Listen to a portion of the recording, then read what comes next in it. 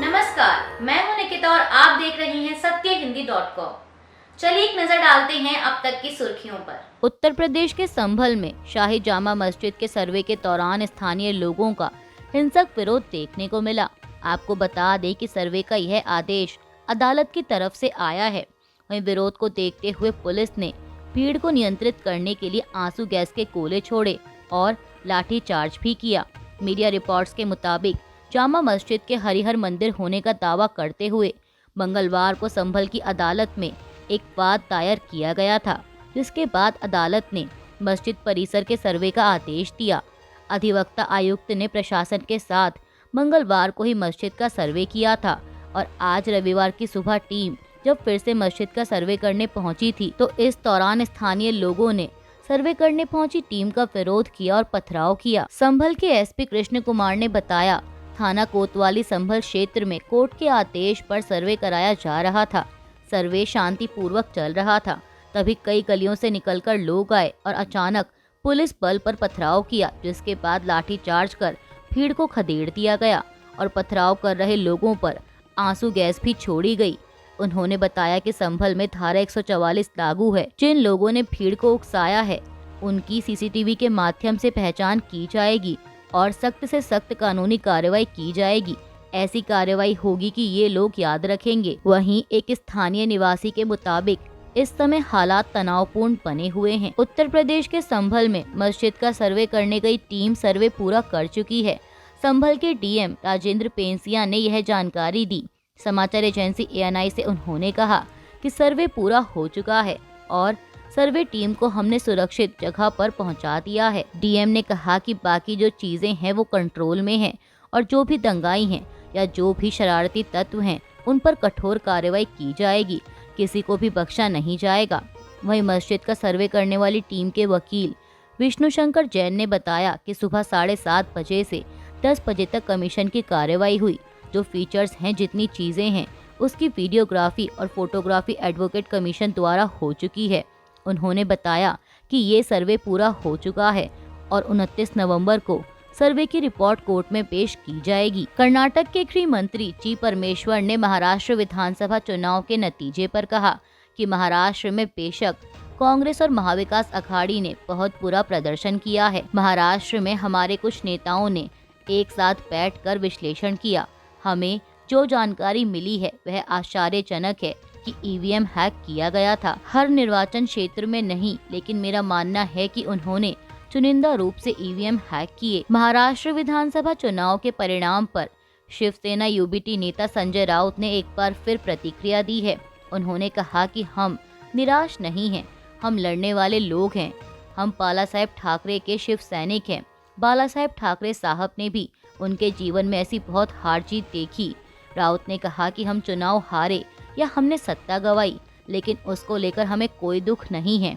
हम लड़ते रहेंगे और महाराष्ट्र के खिलाफ जो काम हो रहे हैं हम उसका विरोध करते रहेंगे। बता दें कि इससे पहले संजय राउत ने कहा था कि ये महाराष्ट्र की जनता का फैसला नहीं हो सकता। मुझे इसमें बड़ी साजिश नजर आ रही है। यह मराठी मानुष और किसानों का जनादेश नहीं है। महाराष्ट्र में भाजपा नीत महायुति के सत्ता में आने के एक दिन बाद कांग्रेस ने रविवार को कहा कि पार्टी और महाविकास अघाड़ी के अन्य सहयोगी महत्वपूर्ण चुनाव में अपनी चौंकाने वाली हार के कारणों पर सामूहिक रूप से आत्मचिंतन करेंगे। पीटीआई की एक रिपोर्ट के मुताबिक भाजपा नीत महायुति गठबंधन ने शनिवार को महाराष्ट्र की 288 विधानसभा सीटों में से 230 पर जीत दर्ज की है, जबकि कांग्रेस नीत महाविकास अघाड़ी को सिर्फ 46 सीटें ही मिल पाईं। कांग्रेस महासचिव केसी वेणुगोपाल ने कहा कि महाराष्ट्र में विधानसभा चुनाव के नतीजे चौंकाने वाले और अविश्वसनीय हैं। मुख्यमंत्री एकनाथ शिंदे की अगुवाई वाली शिवसेना ने महाराष्ट्र में 36 विधानसभा सीटों पर प्रतिद्वंदी उद्धव ठाकरे की शिवसेना यूबीटी को हराया है, जिससे दिवंगत बाल ठाकरे द्वारा स्थापित असली पार्टी कौन सी है, इस पर बहस खत्म हो गई है। पीटीआई के अनुसार सत्तारूढ़ महायुति गठबंधन के घटक शिंदे की सेना ने राज्य चुनावों में 81 सीटों में से 57 पर जीत हासिल की है। वहीं विपक्षी महाविकास अघाड़ी में सहयोगी शिवसेना यूबीटी 95 उम्मीदवार उतारने के बावजूद केवल 20 सीटें ही जीत पाई।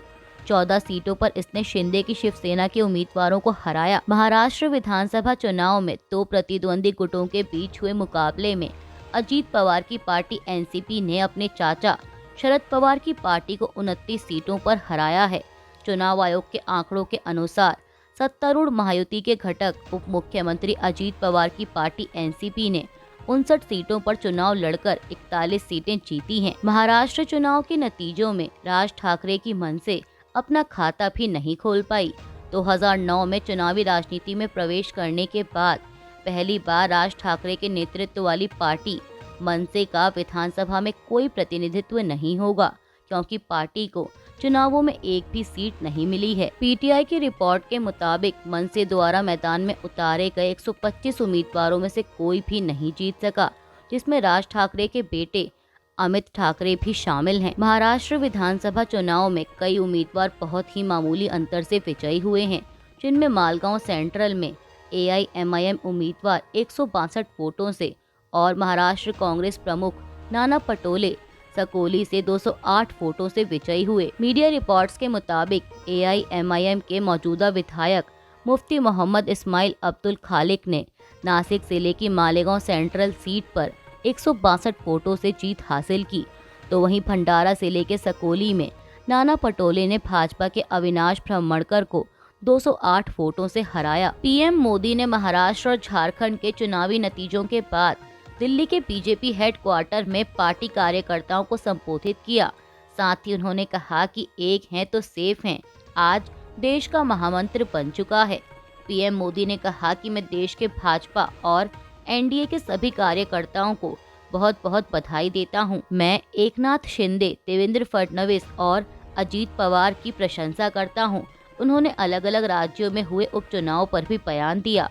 प्रधानमंत्री ने कहा कि उत्तर प्रदेश, उत्तराखंड और राजस्थान में बीजेपी को जमकर समर्थन मिला है। झारखंड के चुनावी नतीजों पर उन्होंने कहा कि मैं झारखंड की जनता को भी नमन करता हूं।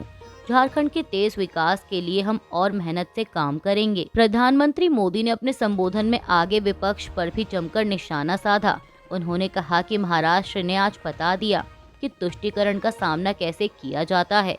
बीजेपी को अकेले कांग्रेस और उनके सहयोगियों से अधिक सीटें मिली हैं। ये दिखाता है कि जब सुशासन की बात आती है तो जनता केवल भाजपा पर भरोसा करती है। पीएम ने कांग्रेस पर निशाना साधते हुए आगे कहा कि कुछ लोगों ने धोखा देकर अस्थिरता पैदा करने की कोशिश की, लेकिन राज्य ने उनको नकार दिया है और उस पाप की सजा मौका मिलते ही दे दी है।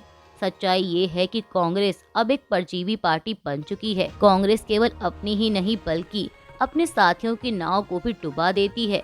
आज महाराष्ट्र में भी हमने यही देखा है। भारत की राजनीति में कांग्रेस परजीवी बनकर रह गई है। कांग्रेस पार्टी के लिए अब अपने दम पर सरकार बनाना लगातार मुश्किल हो रहा है। कांग्रेस की घिसी पिटी विभाजनकारी राजनीति फेल हो रही है, लेकिन फिर भी कांग्रेस का अहंकार 7वें आसमान पर है। प्रधानमंत्री ने कहा कि हरियाणा के बाद महाराष्ट्र के चुनाव का भी सबसे बड़ा संदेश है एकजुटता। एक हैं तो सेफ हैं, ये आज देश का महामंत्र बन चुका है। कांग्रेस अध्यक्ष मल्लिकार्जुन खड़गे ने झारखंड और महाराष्ट्र के चुनावी नतीजों पर अपनी प्रतिक्रिया देते हुए एक्स पर लिखा कि झारखंड के लोगों ने अपने जनाधिकार, जल जंगल, जमीन के मुद्दों को प्राथमिकता से चुना। उन्होंने विभाजनकारी और झूठ की राजनीति को नकारा है, संवैधानिक संस्थाओं के दुरुपयोग के खेल को हराया है। खड़गे ने लिखा कि हेमंत सोरेन और गठबंधन के सभी नेताओं को धन्यवाद। कांग्रेस के हर कार्यकर्ता का दिल से आभार। हमें सामाजिक न्याय के लिए संघर्ष करना है, जनता की आवाज बुलंद रखनी है, एक जवाबदेह सरकार बनानी है। कांग्रेस अध्यक्ष ने लिखा कि भरोसा बरकरार, गठबंधन सरकार। वहीं महाराष्ट्र के चुनावी नतीजों पर उन्होंने कहा कि महाराष्ट्र के नतीजे अप्रत्याशित हैं। पार्टी इन परिणामों की तह में जाकर असली वजहों को समझने की कोशिश कर रही है। हम अपने नेताओं, कार्यकर्ताओं और समर्थकों को धन्यवाद देते हैं। हम छत्रपति शिवाजी, शाहू जी, फूले और बाबा साहेब आम्बेडकर की विचारधारा के सच्चे द्योतक हैं। लड़ाई लंबी है और हम जनता के मुद्दे उठाते रहेंगे। उत्तर प्रदेश में मायावती की बसपा का चुनावी पतन जारी रहा। पार्टी उपचुनाव में अपना खाता खोलने में विफल रही। बीएसपी के उम्मीदवार 7 सीटों पर तीसरे स्थान पर रहे, जबकि 2 सीटों पर वे 5वें स्थान पर रहे। जो कि आज़ाद समाज पार्टी और AIMIM के उम्मीदवारों से भी नीचे है। बीएसपी पर उपचुनाव में अपनी पार्टी के वोटों को कम करने का आरोप लगाते हुए समाजवादी पार्टी के प्रवक्ता दीपक रंजन ने पीटीआई से कहा कि बीएसपी बीजेपी की बी टीम के रूप में काम कर रही है। आपको बता दें कि भाजपा ने यूपी की 9 विधानसभा सीटों पर हुए उपचुनाव में से 6 सीटों पर जीत दर्ज की है।